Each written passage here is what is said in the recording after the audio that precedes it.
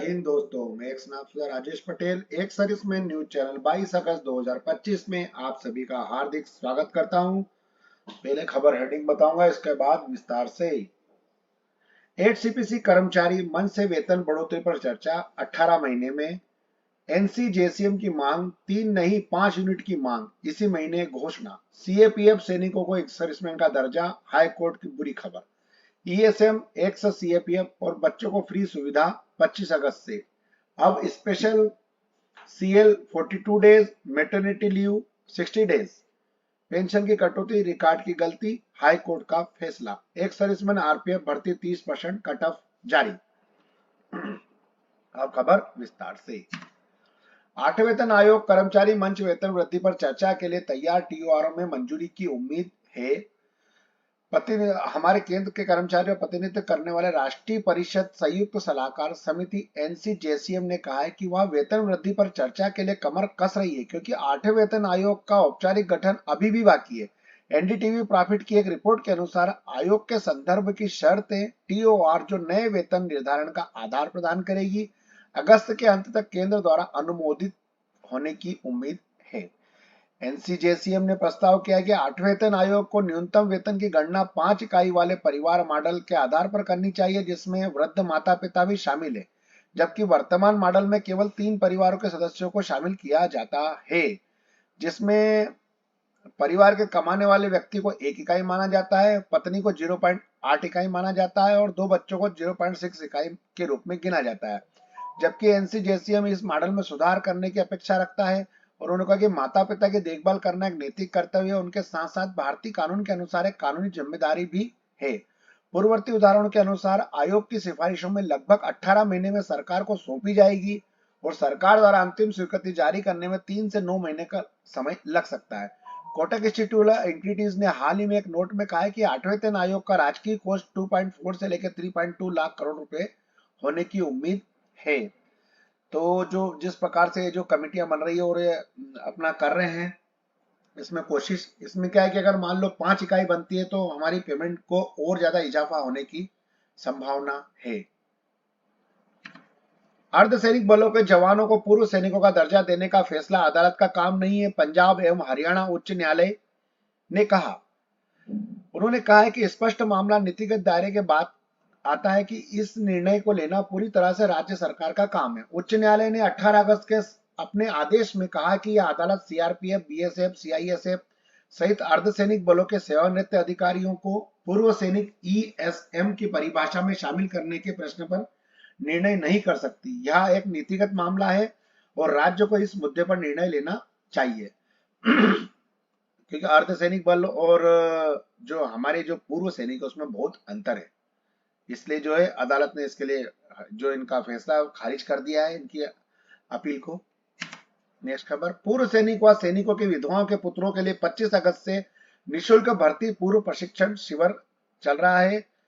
यह प्रशिक्षण शिविर पुरी में चल रहा है। यह निःशुल्क भर्ती शिविर है पुनर्वास के लिए और आयोजित किया जा रहा है। इसमें 25 अगस्त से लेकर 19 अक्टूबर 2025 तक पुरानी बुचड़ी अब कैडेट ट्रेनिंग एरिया देहरादून में संचालित होगा।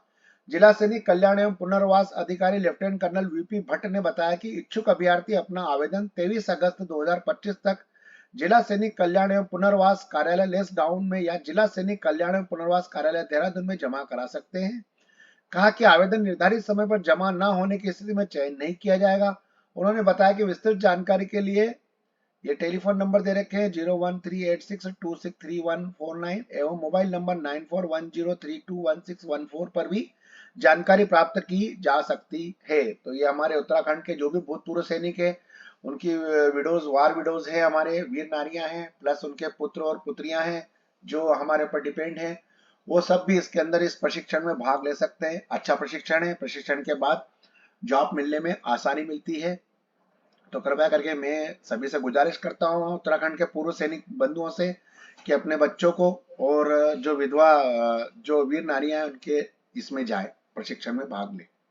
नेक्स्ट खबर, parliament question special maternity leave के बारे में दिया गया है, जिसमें 2 सितंबर को बताया गया कि न्यू बोर्न बेबी के लिए लीव फीमेल सेंट्रल गवर्नमेंट की तरफ से 60 दिन स्पेशल मैटरनिटी लीव दी जाएगी और इसके अलावा एक स्पेशल केस में जो कि क्या बोलते हैं ऑर्गन डोनेट करते हैं, उनके लिए भी 42 डेज सीएल का प्रावधान दिया गया है, जिसमें स्पेशल कैजुअल लीव के लिए दिया गया है। यहाँ सेंट्रल गवर्नमेंट की तरफ से गया है, इसमें extend welfare measure in the largest public interest है ये। और इसमें द इंफॉर्मेशन दी है doctor Jitendra Singh, union master of state independent charge for science and technology, earth science M O POMOS personnel, public governance and pension department of atomic energy and department of space of return reply in the Lok Sabha today में उन्होंने letter लिख के ये बताया गया है। बहुत ही अच्छी खबर है ये। 40 साल पुराना ड्यूटी रिकॉर्ड गायब होने पर विधवा पेंशन वापस लेने पर हाईकोर्ट ने बेपरवाह विभाग को आलोचना की है। अदालत ने कहा कि याचिकाकर्ता 1980 में विद्युत की दुर्घटना में 90% विकलांगता से ग्रस्त हो गए थे, जिसके कारण 1983 में उनकी सेवाएं बिना पेंशन के समाप्त कर दी गई थी। और अब दस्तावेज याचिकाकर्ता भी बोलते हैं कि बेतुकी सिर्फ यह है कि याचिकाकर्ता से मांग किया गया दस्तावेज लगभग 40 साल पुराने, बल्कि यह भी कि प्रतिवाद विभाग के पास जाहिर है कि उपस्थिति रिकॉर्ड नहीं है, जबकि वह सभी विभागीय अभिलेखों का प्राथमिक और एकमात्र आधिकारिक संरक्षक है। न्यायमूर्ति हरप्रीत सिंह बराड़ ने पेंशन वापस लेने के 2018 के आदेश को रद्द करते हुए अदालत ने याचिकाकर्ता के पति 1980 में बिजली दुर्घटना में 90% विकलांगता का शिकार हुए थे, जिसके कारण 1983 में उनकी सेवा बिना पेंशन के समाप्त कर दी गई थी। 1988 में उनकी मृत्यु हो गई और विधवा को 2014 में पेंशन लाभ प्रदान किए गए, लेकिन 2018 में एक उत्तराधिकारी अधिकारी द्वारा उन्हें वापस ले लिया गया है। न्यायमूर्ति बरार ने विभाग के इस दावे पर गौर किया है कि आधिकारिक रिकॉर्ड अनुपलब्धता के अपराधी है, क्योंकि वे 1997 में शाहबाद में आई बाढ़ के दौरान नष्ट हो गए थे। लेकिन अदालत ने कहा कि जिम्मेदारी याचिकाकर्ता पर नहीं डाली जा सकती इसके लिए कि उनकी पेंशन बंद कर दी जाए। नेक्स्ट खबर ये एक अच्छी खबर है हमारे लिए कि आरआरबी का जो कांस्टेबल कट ऑफ का जो वो है, वो इसके अंदर भूतपूर्व सैनिकों का बताया गया है हमारे।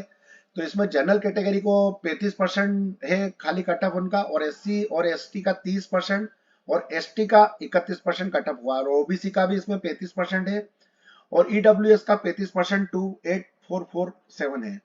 तो ये बहुत अच्छी खबर है। तो जो भी हमारे भूतपूर्व सैनिक भाइयों ने जो टेस्ट दिया है, वो अपना जो फिजिकल और बाकी तैयारी के लिए इसमें अपने दस्तावेज और फिजिकल और अपना जो है मेडिकल की तैयारी करें। इसमें दिया गया है कि 2025 में भूतपूर्व सैनिकों के लिए 4208 पद निकाले गए थे, जिसकी परीक्षा 2 से मार्च तक हुई थी। 2025 तक कंप्यूटर आधारित थी। आरआरबी ने आधिकारिक वेबसाइट आरआरबी गवर्नमेंट पर भी PDF प्रारूप में कटअप अंक जारी किए गए हैं। आरपीएफ कांस्टेबल कटअप में पूर्व सैनिकों के लिए विशेष प्रावधान शामिल है, क्योंकि इस श्रेणी में 10% सीटें आरक्षित है। ESM श्रेणी में के लिए कट ऑफ अंक सामान्य उम्मीदवारों की तुलना में अपेक्षाकृत कम है। आरपीएफ कांस्टेबल कट ऑफ अगले चरण यानी शारीरिक दक्षता परीक्षा PET और शारीरिक मानक परीक्षा PMT के लिए उम्मीदवारों की पात्रता निर्धारित करता है। ये कट ऑफ अंक कई कारकों पर निर्भर करते हैं। RPF constable result 2025 PET PMT की तिथियां जल्द। CBT परीक्षा उत्तीर्ण करने वाले उम्मीदवार अब PET PMT के लिए तैयार होंगे, जहां उनकी शारीरिक दक्षता का टेस्ट लिया जाएगा। चयनित उम्मीदवारों के लिए PET PMT की तिथियां जल्दी घोषित की जाएगी। इसके बाद दस्तावेज सत्यापन और चिकित्सा परीक्षण के अंतिम चरण होंगे। पूर्व सैनिकों के लिए कट ऑफ श्रेणीवार उपलब्ध है। उम्मीदवार आधिकारिक वेबसाइट पर RPF constable cut off PDF देख सकते हैं। तो दोस्तों, मेरे पास आज खबर यहीं तक थी। आपका दिन शुभ रहे। जय हिंद, राम राम। खबर अच्छी लगे तो लाइक और सब्सक्राइब जरूर करें।